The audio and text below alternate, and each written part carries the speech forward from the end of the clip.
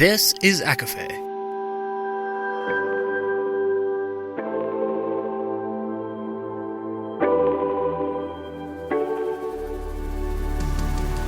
Laura Marie and Jessica Marie proudly present A Court of Fandoms and Exploration, a podcast. Fair warning, everything the hosts say is explicit, full of spoilers and adult content and shall not be used against them. They have opinions. Let's try not to drag anyone for expressing themselves and just have fun for an hour. We all deserve it. There are no spoilers in this episode, but there is mention of the Cruel Prince and Throne of Glass. Additionally, there are discussions surrounding ableism and other marginalized communities.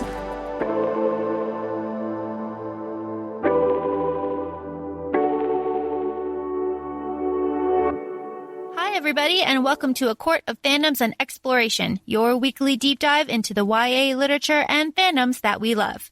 I'm Laura Marie. And I'm Jessica Marie. And today we are discussing a hot topic. We are talking about audiobooks versus reading physical books. Is audio really reading? I think a good way to start off this episode, and I guess for some of our new listeners, I don't know. We just love everybody. If anybody's listened to our intro episode, we kind of talk a little bit about how we got into reading, and not to age ourselves, but the audiobooks might not necessarily have been at our fingertips the way they are now. Right? I know you were talking a little bit about your grandma earlier, about she had access to different tapes and, we could go down that road. But Laura, you've been reading audiobooks a lot longer than I have. I only started in 2020, January 2020. Right. So I think it's fair to say that Editor Sam has been doing audiobooks way longer than I have. He started when we were still living in New Jersey, actually, and he went through the whole Game of Thrones series with the audio. That sounds so hard to just follow.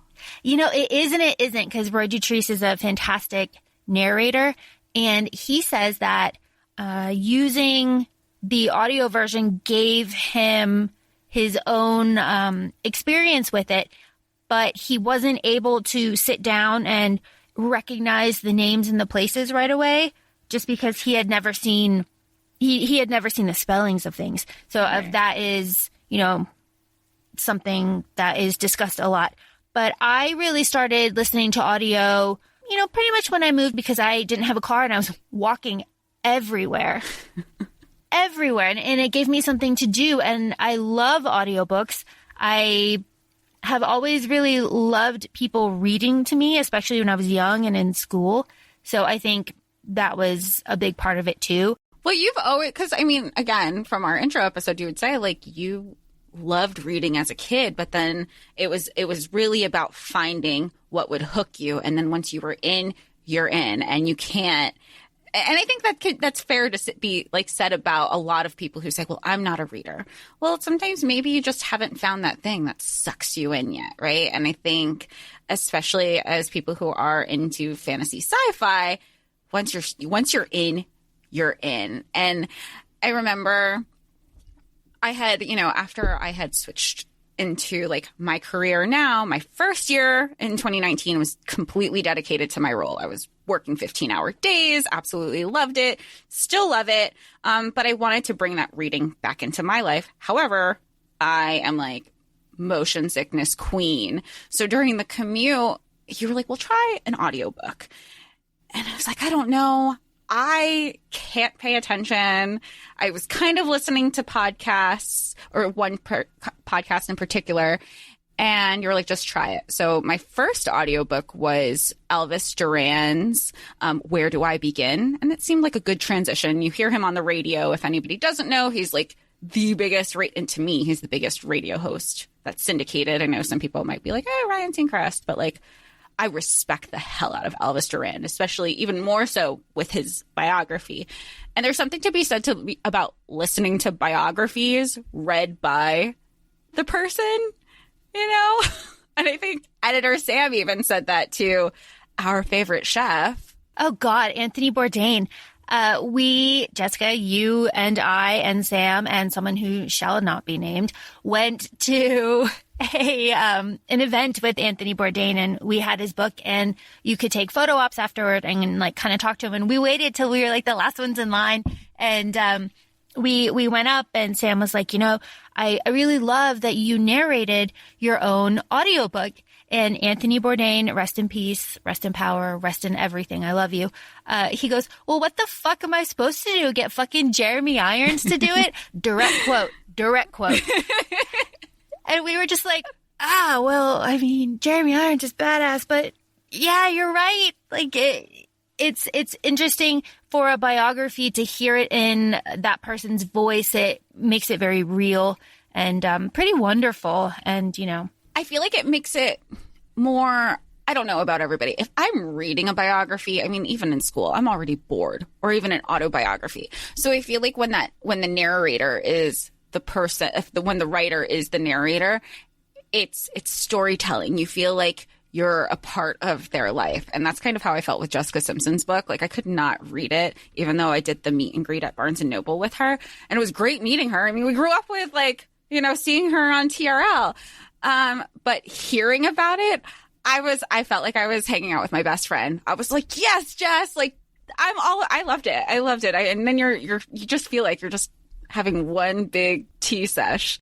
So I think with all things, listening is a skill, right? Like active listening, really kind of just putting yourself aside and really focusing on something else and processing it and really going with it is a skill. And like all things, it needs to be practiced.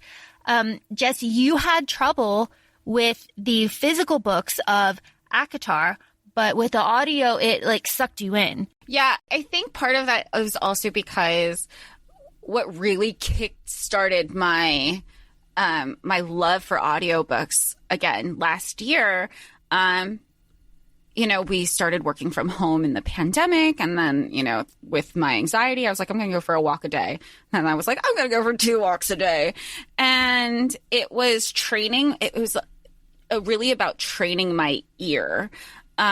So because for me, it's like it's easy to space out, or you start like having your thoughts start overtaking your mind, even though you're listening to something very Charlie Brown of like, wah, wah, wah. And I'd have to rewind the book and everything. So I had been going, and I was up to like 12 miles a day. So I was just constantly listening to the books. And I was during like the contemporary romance stuff that I had been reading and all the stuff that, I was laughing and joking about you. I'm like, I don't know why I'm reading this, but I'm sucked in. I'm living for it. So then when you had sent me the set, I just couldn't get into it. And you're like, let's try this other thing. Tried it. Next thing you knew, flew through it. Something that was taking me months to like just get into the first book. And I was hooked. And what I really also like about the audio, especially in sci-fi, right? Because everybody's having their own pronunciation, hot take, it's Rhysand. Don't know I don't care what anybody else says, because that's what it, like, that's how it's supposed to be pronounced. Not only is there a guide, and I guess it's different for every author, because JLA recently did a live on Instagram, and she was like, look, anybody's been following me for a long time, I interchange the names regularly. Like, I say the name, but I pronounce it a different time, every different way. And it made me feel really good about Delano. So I was like, oh, okay. So, like, because at one point she said Delano, and I go, like, Drano? No, we love Delano. Oh, it's so true. Okay, so as long as we're talking about audio, let's talk about something that makes audio very important and kind of makes it difficult for people to get into. You have to find the right narrator. And the right narrator will make or break a book. It will make or break a story. And that is, I mean, this is just me personally. I really don't like when celebrities do audiobooks, because a lot of the times they're just flat, right? Do you think that do you think part of it's because they just think it's, oh, I'm an actor, I can do this, I don't have to put any, just like there are people who are just like very attractive, and they probably think they don't have to put any effort into what they do because their looks have gotten them by the whole time. Yes, I think so. And there's a good example of this. James Marston, Spike. Spike from Buffy. Oh, James Marsters. Yeah. You know, Yeah. we've met him. We should know his name. Never know how to pronounce his last name, though. Yeah. Spike from Buffy. He's great, right? We know he can do accents. We know he is a good actor. He can do all these things. We know this. He narrates the Dark Artifices Shadowhunter books, and it's so fucking flat. You really have to change your ear because he speaks really soft for the girls, and then he's really for the boys, and it's like, okay. But once you kind of get in his rhythm, like his cadence, and you kind of accept that this is what it is a lot better. But, you know, there are some narrators that I cannot stand, and because of that, I cannot stand the books. So there is something to be said for finding the right narrator and narrators that have skill, like Stina. Stina Nielsen, queen. And I actually have her on like one of my list of favorite people because the diverse, we've talked about this on ACOFAE, we spoke about this and The Crown of Gilded Bone, and basically anything from Blood and Ash. She just brings the characters to life, and she acts her ass off. And, you know, when I read From Blood and Ash, it was immediately after ACOFAE, and that transition, I was like, I don't know how this is going to be. Seamless. Didn't feel like I was listening to Nesta. She does such a wonderful job, and I feel like sometimes narrators, especially someone like her, it kind of elevates the reading experience. I mean, would I have always thought Castiel was hot? Absolutely. But her just bringing his sass and his accent, and like, you just know, she just oozes, you know, these characters. And it really, I think, and that probably is something to be said that like captivates us in some of these stories too. Sure. And, you know, Julia Wayland is very good. She's a fantastic narrator. She's a little bit more breathy, and her men, you know, are not as distinct, I guess, as Stina's, but that's fine. She's a comfort narrator for me. I really love her. Nick Padell, my favorite narrator, hands down. He does a fantastic job. His voice for women kind of all sound the same, but that's fine. You know, I can deal with it. You know, Stina, I think, is one of those rare ones that can really do accents and differentiate characters. And it's really wonderful. So people that will sit there and say, like, listening to an audiobook is cheating, it's not really reading, just drive me insane. Because as Jess was doing research, because she's so good about that, and she, you know, sent all these articles, it's people saying that, you know, there's been these studies, and, you know, if you read something and listen to it, you know, some people it's fine, some people it's not so fine. The parts of the brain that light up, I mean, it's all of this scientific research, but really what it comes down to is just your fucking opinion on it, and it's really frustrating. And I think that goes to when we were talking about this earlier before getting into the episode. I feel like, yes, there's going to be scientific research. I mean, I took a scientific research studies class for communication, and it was really, especially when it comes to like first person surveys and everything, you're just getting your own surveys at that point. So it's like when you have the friend who is asking for like, I need advice, and they go to 16 million different people. And they're at that point, sometimes the people are just looking for the advice that matched with what they wanted to do in the first place. Everyone's going to have their own opinion. And honestly, at the end of the day, what does it matter with how you consumed it? Like, it's yours. And there was a quote from one of the people in one of the articles that I sent where there just seemed to be like maybe a double standard, or seemed kind of hypocritical, where he would say, I think it was a male, where the person said, you know, if I don't consider audiobook reading, but if I was in conversation with somebody and they asked me if I read the book, I would tell them yes. Well, yeah. Okay. Like, why? Why are you so okay to openly hate on audio, but when you're having a conversation about like the media you consume, you're like, oh yes, I've processed that in my head. it's how we process. There are some, just like certain people, they learn, they comprehend things better visually. You have other people who comprehend things auditory. You have other people who are very tactile, who kind of need like both and then them physically do it, which is totally me. That doesn't make one person less than another. I feel like that's always is what it always comes down to, is like, who's better at like things. Yeah. And it's really shitty. So my research, Jessica did like scientific research. I went on Reddit and I wanted to see like what like real people are saying, and real people are saying that basically it's not equivalent. Like listening to audio isn't equivalent, because reading involves like something active and listening is something that you do passively. I don't think so. I don't either. Like we just said, like there is a comprehension level. I mean, we didn't just sit. If you could argue, like, then why did we sit in school? Why are we physically going to school when all you're doing is you're listening to the teacher? Right. And then there's this other part that says, reading involves seeing symbols and like parsing them as text and interpreting the meaning based on that.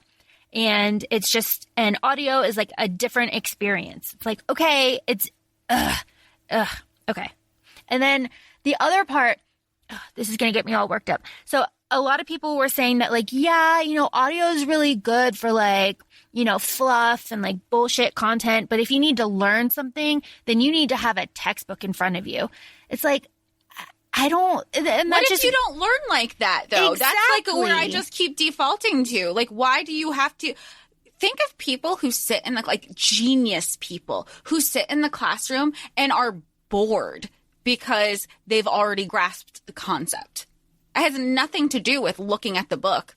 And another thing that people are saying, this is just on Reddit, is that they're saying that and I disagree with this, and it just shows that they aren't familiar with audio. They're like, oh, well, the speed of the audio is just, it's too slow or it's too boring and I can't focus on it. It's like, you can turn up the speed, yo. Like, I love that. I mean, especially as two people who grew up in the South, and there is definitely more of a drawl, and then, transition to the Northeast where everyone's like, quick, go, that if you're late, you're gone. Like, too bad, you're on to the next.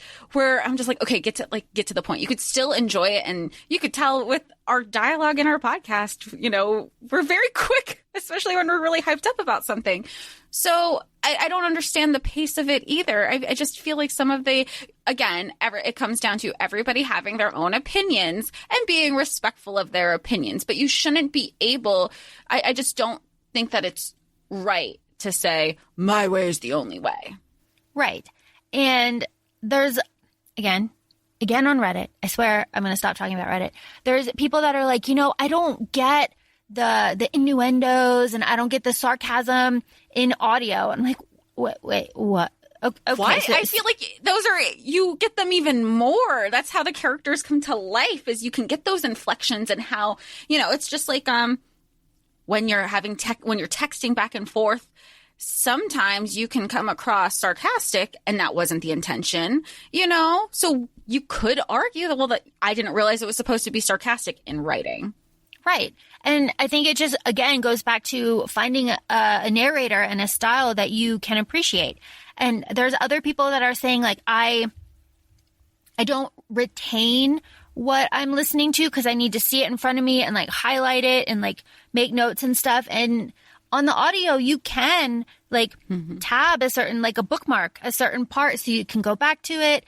And on, Kindle, a lot of the Kindles, there's like whisper sync, and you can like listen to it and then like read it and then go back and listen to it, or it'll read the page as you look at it. So that's really cool too. I just feel like there's a lot of options, and people are just shitting on audio with having like one bad experience and then just giving up completely and being like, oh, well, that's not for me and I don't care about it at all. And, books are better, which also goes to kind of the toxic, I'm going to say consumerism, but that's not really what I mean.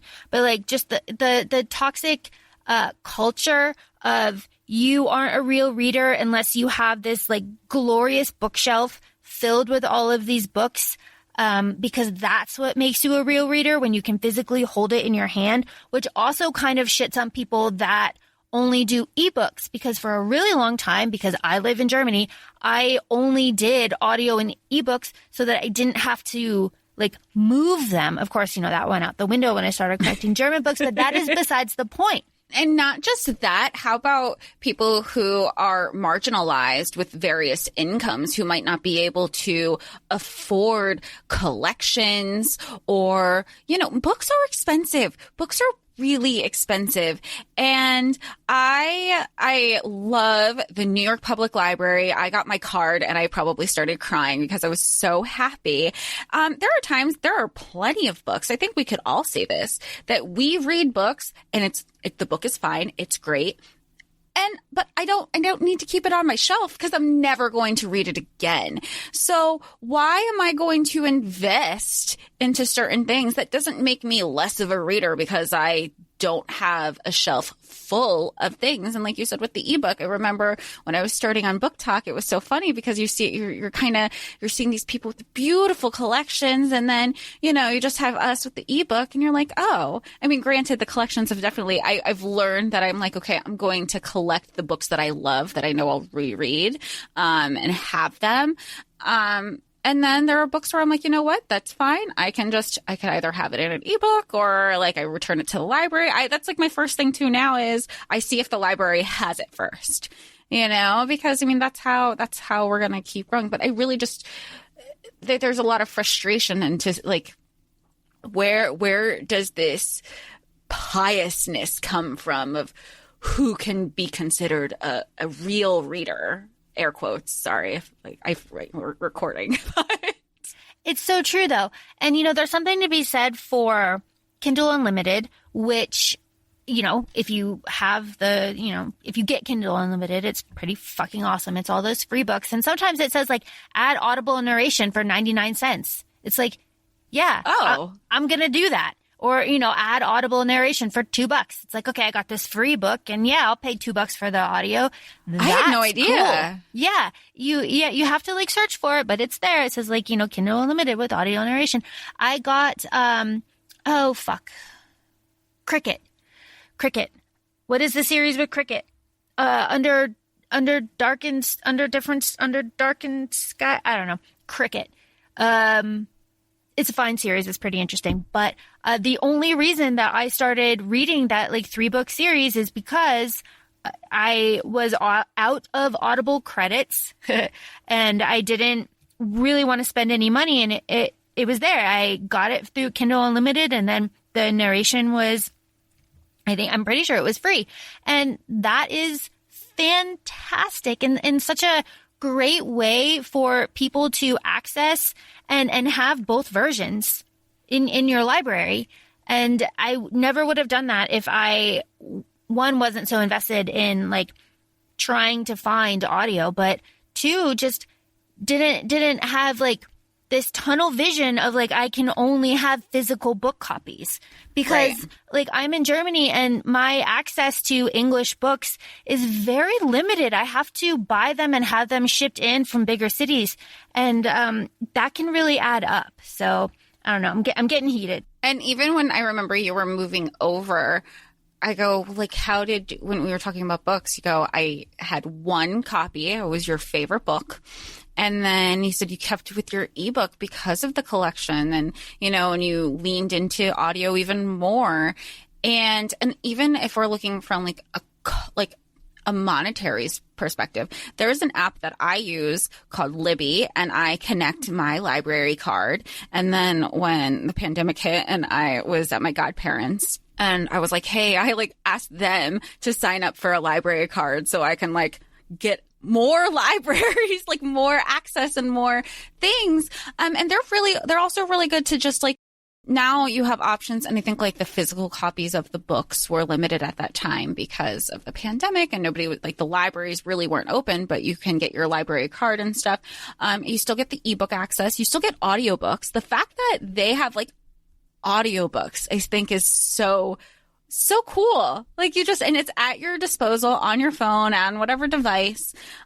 Because we know those audiobooks aren't cheap. Like an Audible, and I mean, we're not promoting Audible, but just like that's how we listen to our content. They have like a monthly subscription is $15. Like the maximum one is $15 a month. But if you think about it, what was the most recent book that came out? Maybe it was Gilded Bones? Something. It was like, if you weren't a member, it's $45, $46. Realmbreaker. Oh, Realmbreaker. There we go. $46 if you didn't have an Audible credit and you're like, oh, I'm going to try a book. $46 is a lot of money. I mean, to me, I'm sure especially when you're like, oh, well, from a price standpoint, or from like a free library standpoint, because my taxes are paying for it anyway. Like there's different options. And I think that needs to be noted too. I just looked it up, and the Cricket series that I mentioned earlier is by Amy A. Bartol, and it's Under Different Stars, Sea of Stars, and Dark in the Stars. So thank you, Kindle Unlimited, for giving me that experience. It's about aliens, in case you're wondering. I thought it was about the sport cricket, which made me like, that's usually not up your genre, Laura.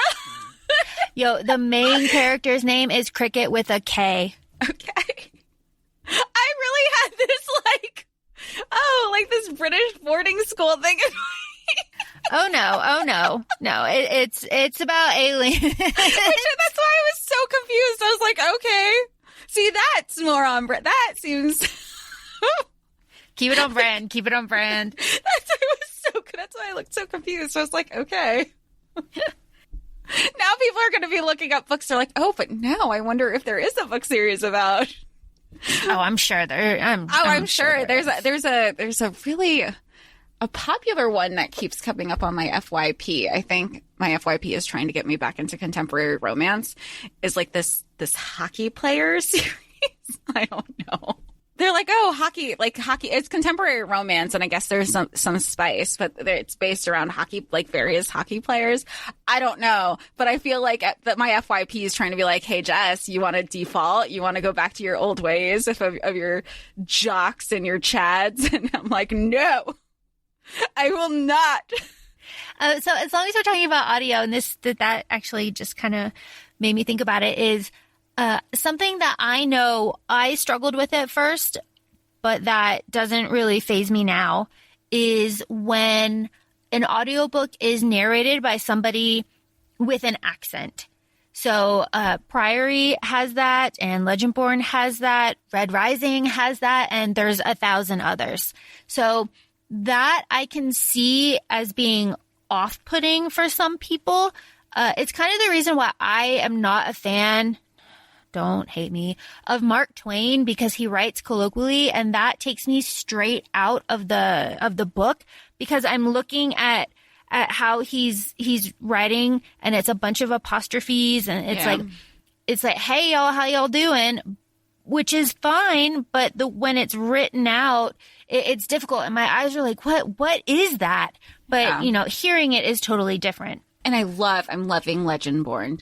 Part of me feels like, I know the book takes place in North Carolina, but it just, there is some sort of little bit of comfort. Like, it's kind of like a mix of comfort and like PTSD of growing up down south. I like the accents. I think it again, it brings something. There was this one book that I read one time in December. I think it was a contemporary romance about like star-crossed lovers, and they were British. Like, and I think I feel like British, like it's just a transition. I feel like everybody's used to hearing British accents. But then when it's outside of that, everyone's like, wait, what? And there might be a little bit of confusion. Again, but that's just like what we've been exposed to, or what we're used to hearing a lot. It's just like when we moved to New Jersey, this goes with like listening comprehension, learning different dialects, based on the people that we're interacting with, because we are in such a diverse area. That took a while. People always talk about having like a diverse bookshelf and like diverse books. And I think audio is really good about that because, I mean, not all the time, obviously, but like when we're talking about accents, Legendborn, like that is so fantastic. Like the main character is this like beautiful Black girl and the narrator is just really wonderful and it all kind of flows together and it makes it so much more of a real story, right? Because I'm not inserting myself in there, but I don't know. I don't know how to describe it. Like, it's just so much more meaningful. I love it. I absolutely love it. And I feel like it really sets the tone, right? And it helps with the setting because when I am reading a physical book, I'm not giving them accents. I'm not giving them really different voices. I'm not differentiating between like men and women when I'm reading. It's all just kind of like my flat internal monologue. So I feel like audio is a richer experience and I'm so immersed in it that I'm listening to all of this. I can see it very clearly and it's just, it's more meaningful. It's more meaningful to me. And of course, like I love reading physical books, but I really prefer audio and I don't skip around. And I find myself skipping around a lot when I'm reading a physical book. Well, it's funny you said it because even I remember with ACOFAE, we had discussed that, and we had discussed with the audio too, or even with the Cruel Prince, where, okay, so ACOFAE, you have the battle scenes, and you said like typically you, like if you were reading a battle scene, you would skim over it. Or with the Cruel Prince, there's this page where and this isn't really spoiler, Jude finds this piece of paper that Cardan just has Jude written all over it. Oh, she goes so hard. Right. And I think if I was reading it physically, I'd be like, okay, this whole page lists Jude. Go on to the next page. Totally. But with the audio, it was just like repetitive. And I go, is she taking a breath? She's not taking a breath. And you just like, you get the intensity of it. And I think that's like and it's hard to skip over things because you can't fast forward or rewind because you don't know what you're going to miss. Again, it adds to the experience. I know with, Kingdom of Ash, it was usually I was coloring or I was doing something while I was listening to the audio or I was walking. And then with Kingdom of Ash towards the end, I was like, you know what, maybe I'll just pick up the book while I'm listening. And that was the best and the worst thing because it just, if you've heard our Kingdom of Ash episode, I'm just like crying the whole time, gasping for air. And Laura's just like, just let it go. But at the same time, she goes, why did you torture yourself like that? I go, I didn't know. It feels like a read along and I'm just like even more engrossed into the story because now like that's just kind of been my thing. I've taken a step back from coloring for some reason. I think I was just, I needed a break and now I'm reading the book while listening to the audio and it brings me back to like little kid me when I'm just like, oh, this is when I was happy and like life didn't suck. Something the audio kind of lacks that I find myself missing is the maps. The maps in books are really important, and unless your audio comes with like a PDF, and some of them do, but not a lot of them, you are missing out on the map. So in that way, it's kind of difficult to establish the world. Well, and that's specific to fantasy sci-fi. Yes. Okay, because I was going to say, like, when I was reading some of my contemporary romance and they were based out of New York, I knew where those pinpoints were. I was like, okay, this is where they are. This is where they are. Like, I just knew, you just know because you already have that map in your head. Right. Or like, there was another book that I read. It was spicy, whatever. But it was when they were in Rome.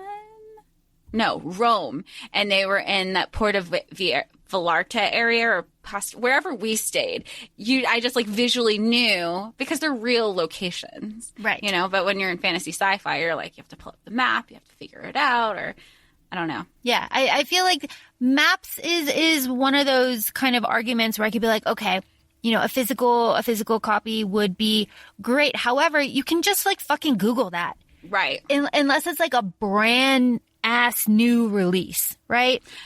But I feel like there was a new map for Crown of Gilded Bones, and JLA made that available online. Right. Yeah. And people do that, and that's great. Yeah. And Scarlett St. Clair, I think she just did an Instagram live, and she has said for her third book, For a Touch of Malice, she said the hardcover copies have a colored map in the book.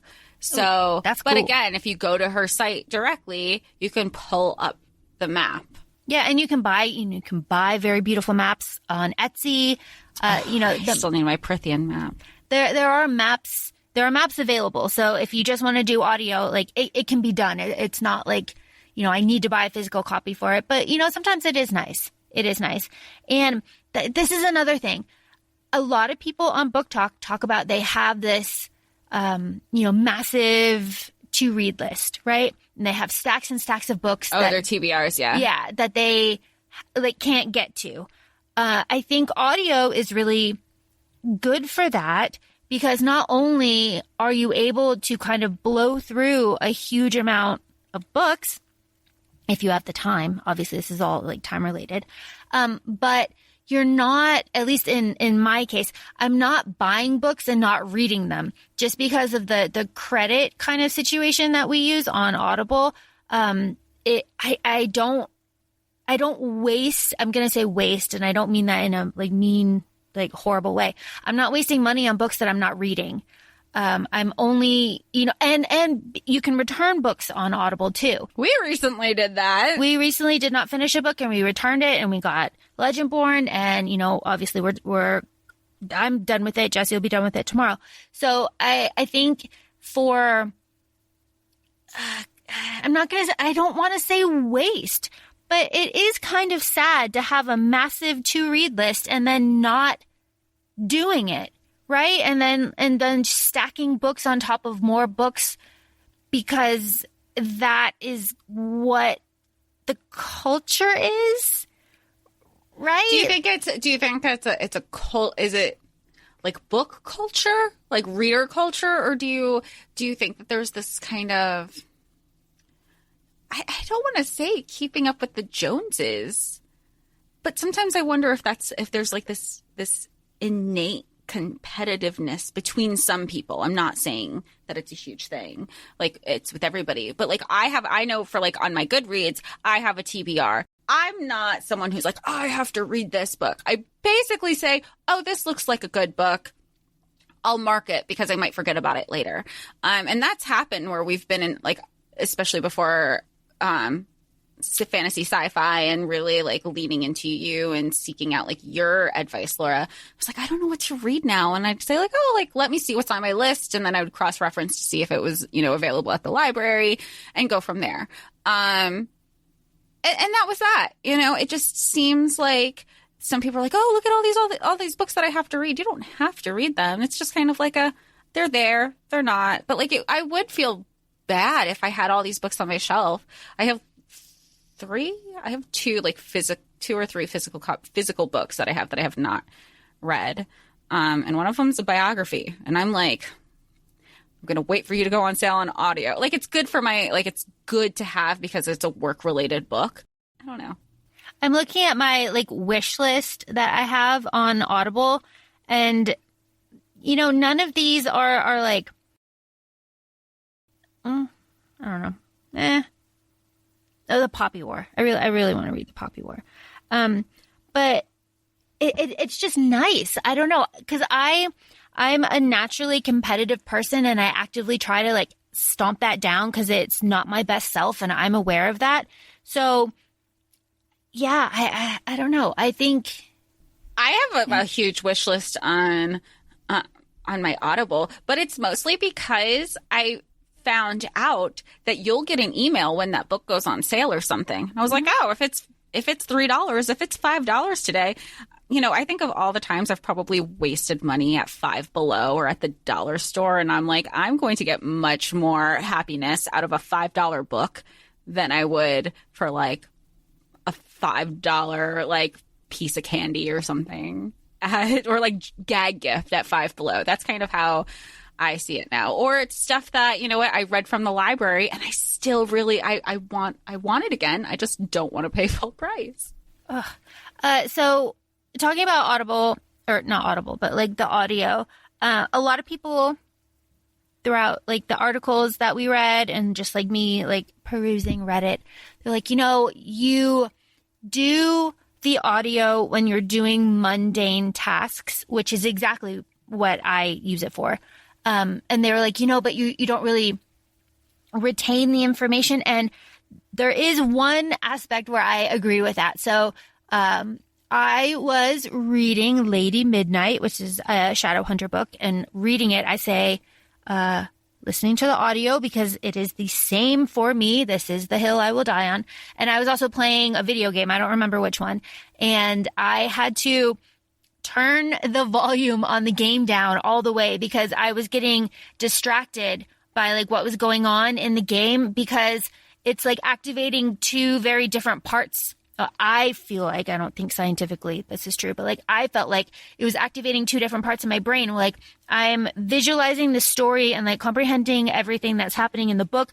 But like the video game, I'm using my hands and I'm like making decisions and fighting goblins and trying not to like fall off the cliff on my horse, you know? So in that way, it is kind of difficult, and like the text bubbles come up and you have to make decisions. And when that happened, I had to pause the audio so I could give my 1,000% focus on the game.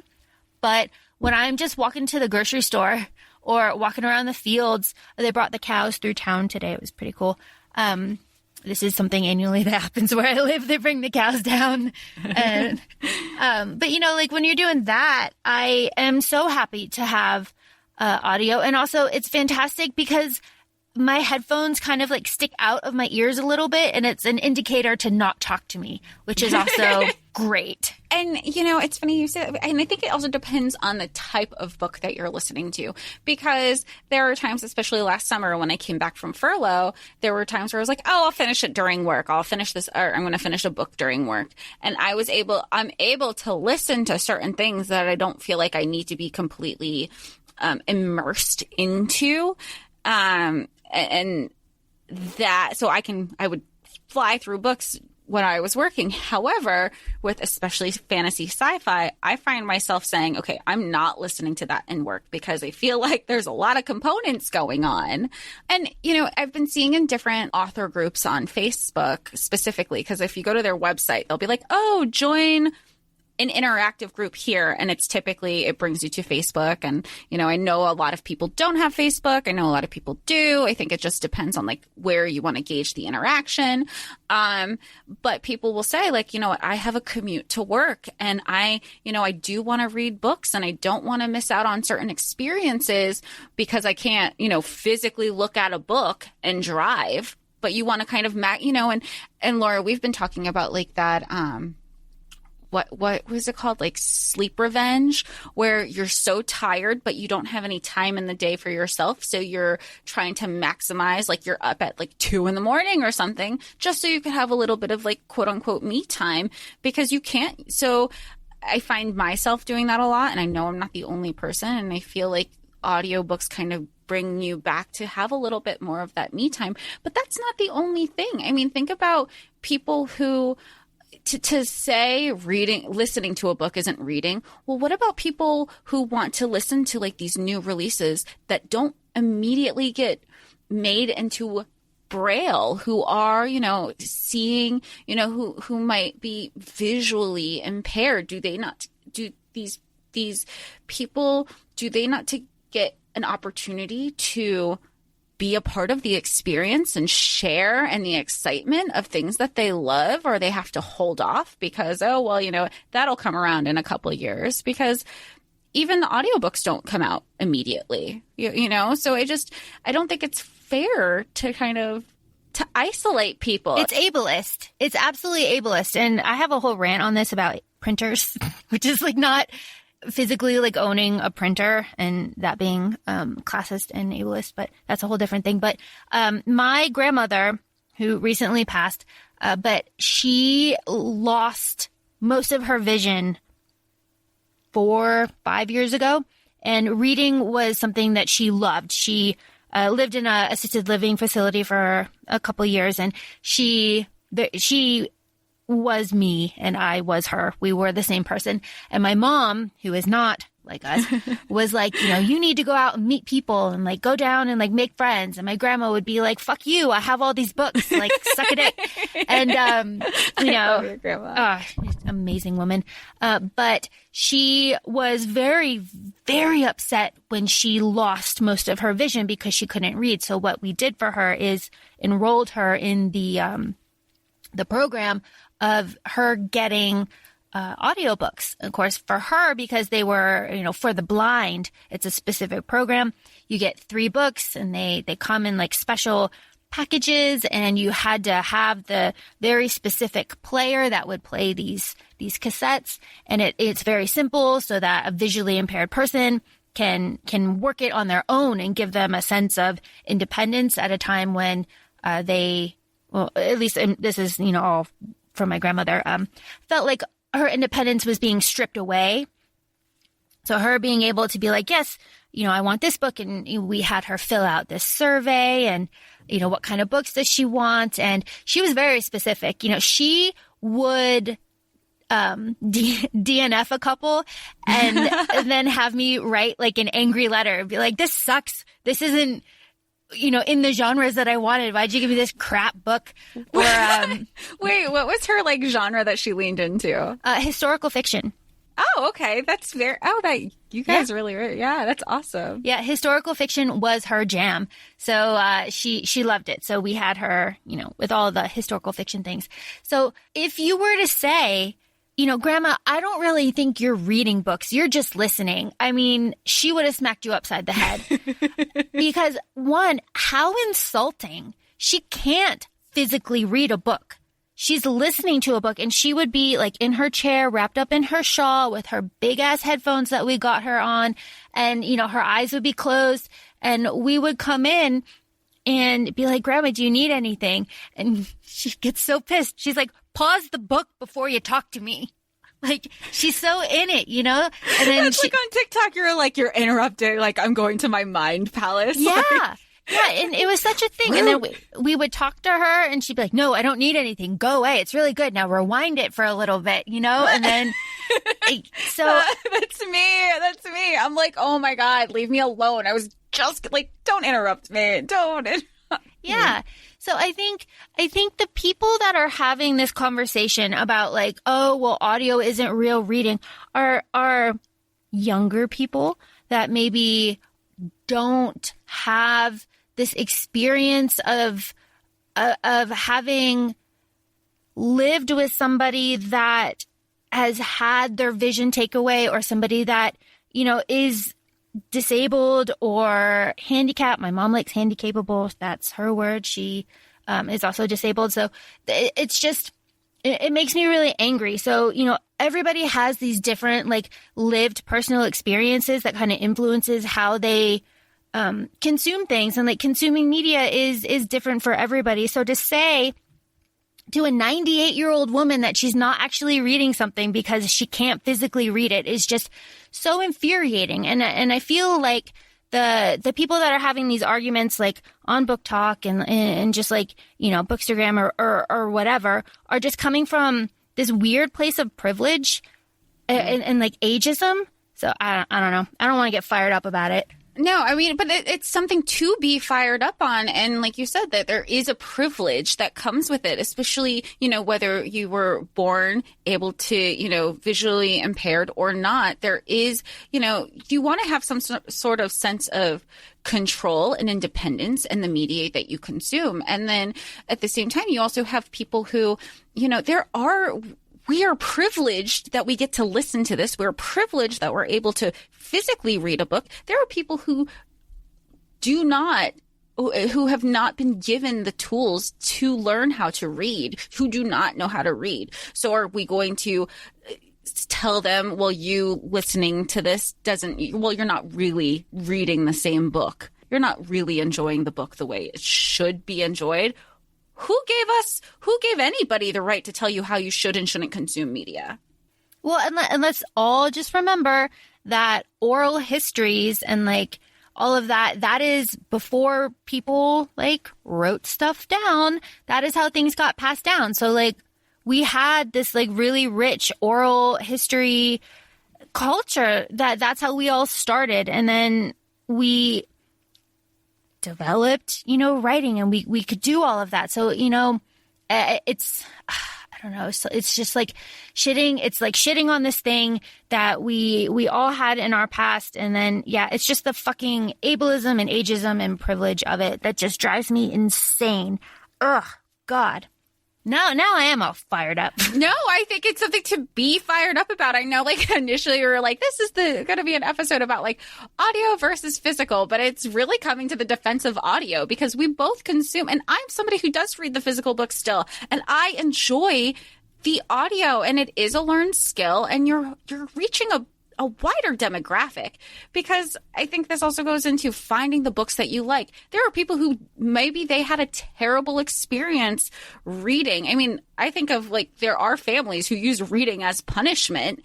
And so, maybe when you grow up, you detest reading. You want nothing to do with consuming a book ever again because of how it was used in your upbringing. But what if, like, the audio, you're like, you find a way to, especially now we're using books as escapism, you're finding a way to escape even further because the audio brings a different perspective that you don't have to be like, oh, if I sit in a rocking chair reading this book for 5 minutes or 10 minutes, it's because I'm being punished. Well, now you're listening to something. And it's just, there's just so many different lived experiences that we don't even know and we haven't experienced ourselves. So why should we minimize how somebody else has those same experiences? I've got something for this. Oh my God, this like undiscovered trauma that I didn't realize that I had until this very moment. Oh no. Reading Romeo and Juliet out loud in AP English. Holy shit. Okay, so obviously it's Shakespeare. Obviously it's difficult, right? Like Shakespeare isn't easy to read out loud at 17 in like front of all your peers. Like it's horrible.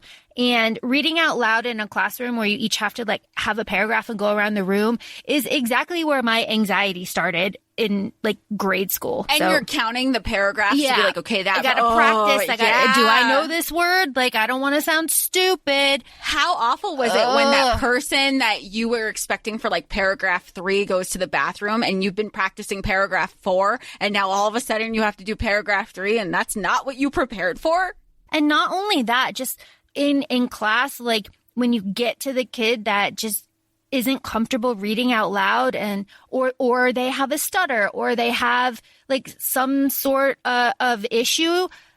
Oh my God, how fucking traumatizing, right? So in high school, when we were reading Shakespeare, we were reading Romeo and Juliet, like so many kids struggled so hard and it sucked the life out of Romeo and Juliet because you aren't getting the right like rhythm. You aren't reading it the way that it was intended.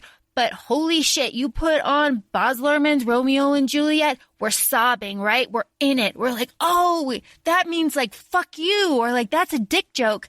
You were able to understand so much more because of the way that it was presented to us. And I feel like in classrooms, if that were kind of the standard approach, then this whole world of like literary classics could be open to people that just like sitting down and reading Hamlet just doesn't have the same effect.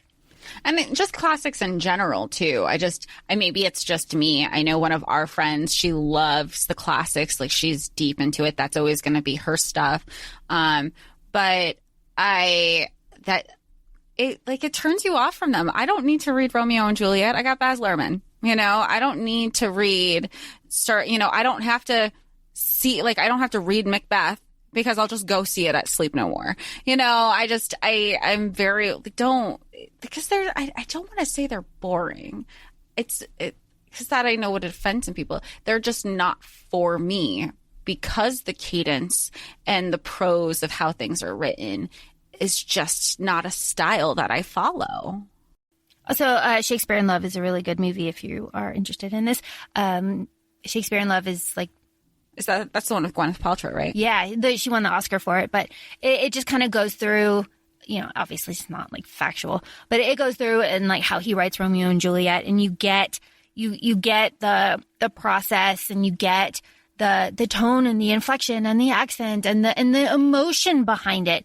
Like, what 17-year-old is going to put emotion behind Juliet when you're just reading in class in front of everybody and you're not like a theater kid, right. Like it's just not, it's not there. And that goes back to like classism and like gatekeeping classics and stuff, but that's this whole other thing. Ugh. We're heated. Rightfully so. Like, yeah. I feel like we have to defend ourselves. But, I'm fine with defending it because it should be, because there's, you have so many people out there saying why it's not. Well, you know what? You have to have like team audiobooks. We're going to be out here defending it. And that's not to say that we don't enjoy like reading physical books. Obviously we do. Also something, I think that maybe people are shitting on audio because, there's a certain amount of like clout and a certain amount of like, mysterious, like cool person when you're like walking around with a book all the time. Right? Like, oh, you saying like if you're walking around with a book all the time, like it's more of a perception thing? Well, no, it's more like I'm the main character. Look, I'm mysterious. I have this book and I'm going to read it on this bench in a public park, or like I'm reading on the subway and like someone will take a picture of me and put it on like Hot Guy Reading or. Oh, I love Hot Guy Reading. But like, then I think of the other day when I was walking to work and I just started cackling and I was. Because they were talking about demon sex in Legendborn. And I'm just like laughing at the corner. And I go, somebody's totally looking at me and I don't even care, because if they only knew.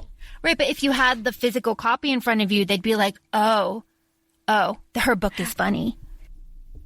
Yeah, I don't care. Yeah, but also like I don't need you to like see me reading a touch of darkness and my cheeks flushing as I'm walking either. I'm going to walk into somebody, I'd get my ass beat if I wasn't, being aware of my surroundings, especially in New York, like you have to be attentive. And that's another thing. Like maybe it's a safety thing. I can't be like Belle walking through the town reading my book. Like, do I relate to Belle? Absolutely. Like, I get it, but I'm in New York. This isn't going to work out for me.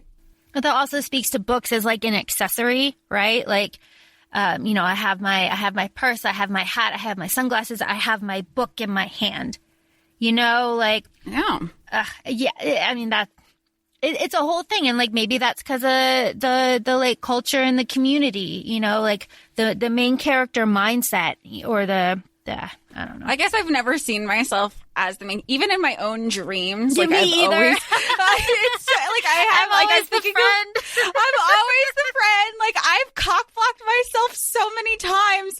Like if I had like a celebrity dream crush, and I'm like, and it reminds me of Scrubs and Zach Braff. There's this one line where he goes, "Holy inferiority complex, Batman." Like he says it to Turk, and I'm like, but I get it, because the fact that I can't even be the main character in my own dream.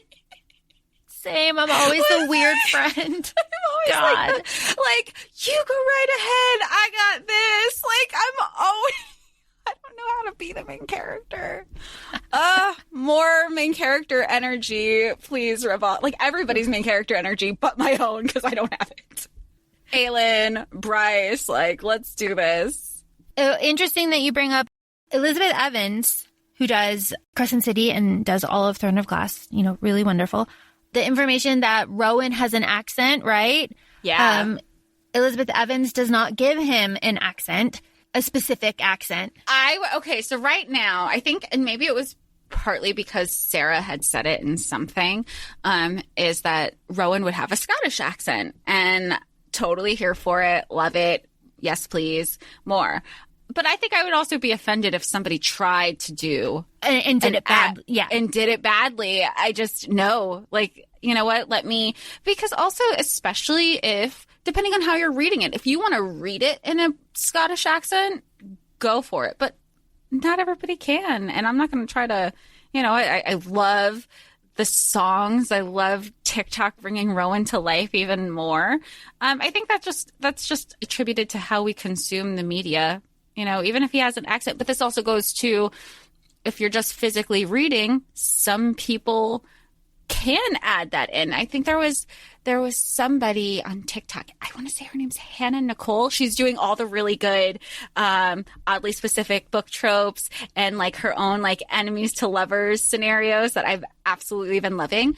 I had commented and she had commented back and I was like, oh my gosh, she commented back. She goes, she's always read the love interests, like the dark, broody, like villainous love interest with a British accent. And I had never thought to do that. So I think, and I'm more like you, Laura, like if I'm just reading it, I'm just reading it on the page. I'm not assigning these different things. So I thought that was really interesting. So I wonder how, when I do an eventual traumatizing reread of Throne of Glass, if I'm going to be reading Rowan differently. That's a really good point. And it makes me think of how much I enjoy the audiobooks of The Folk of the Air, because I love how the narrator gives voice to Cardan and gives him like a smoky kind of like, I don't know, like just such a different voice. And it makes me love him that much more. And it's the same narrator. And I think that's also something to be said about audiobooks too, is because like we have recently with like the Six of Crows duology, there was multiple narrators for that book, for the characters. And that's not always the case. Like Throne of Glass is a perfect example where you have one author doing that whole cast and you still know who they are. So I think that that's a testament of, and like with The Folk of the Air, you know who you're listening to, even if you're not like, where you are in that part of the story. So the whole reason that we did this episode is because Jess and I have decided to do an experiment. Oh, yes. So let's preface this. Shelby Mahurin, am I saying her name right? I've never said it out loud. I don't know. Okay. There's a book coming out July 27th, Gods and Monsters. It's part of the Serpent and Dove series. Now, Laura has read Serpent and Dove and Blood and Honey. I have not. She has listened to the audiobook. We know is this the series with Lou and Reed? I've seen those names. Yes. Okay. So she's read the books, not a fan of the narrator. I know nothing, but I know that people love these characters. So the experiment is I'm going to physically read the book. And I will re-listen to them. And she'll re-listen to them. So I will read Serpent and Dove and Blood and Honey. And then when Gods and Monsters comes out, we're going to flip it. And I'm going to listen to Gods and Monsters. And Laura's going to physically read the book. To see if I like it, because goddamn do I not. Which, like, and it's just, again, people are so passionate about it. And I mean, for all I know, this could very much be like a Grishaverse thing where I'm just struggling through, but people love that series too. So I don't know. It's an experiment. Switch it up and we'll go from there. I'm really excited about it. We had this idea. We were like, yes, how fun. Yeah, because this whole time we've been really consuming it the same exact way. And it's mostly been rereads for you. So this will be it'll be, something challenging. Yes, it will. Yes, it will.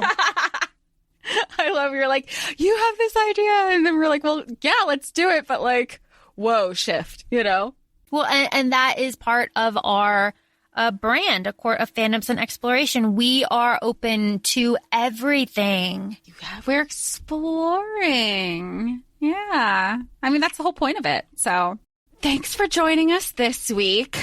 And we look forward to there's a lot to come. This is so exciting. I can't believe we pretty much have summer mapped out. And we know that this episode is not like genre specific. This is kind of all over the place. We've had our villains episode and our morally gray episodes. They are what they are. And this is kind of in the same, line as those. But we are here to do lots of things. We're not just solely book related. So it's exciting. This is exciting. Like you said, we have to explore. We love the book community. you know? And we love all fandoms. So it's not exclusive to one thing. And I think that's what makes it exciting. So thank you for listening. Thank you. Feel free to follow us on Instagram, ACOFAE Podcast, and also follow us on our randomness reactions and all the things on TikTok. Laura's at ACOFAE Laura, and I'm at ACOFAE Jessica. Have a great week. Thanks. Thanks. Bye.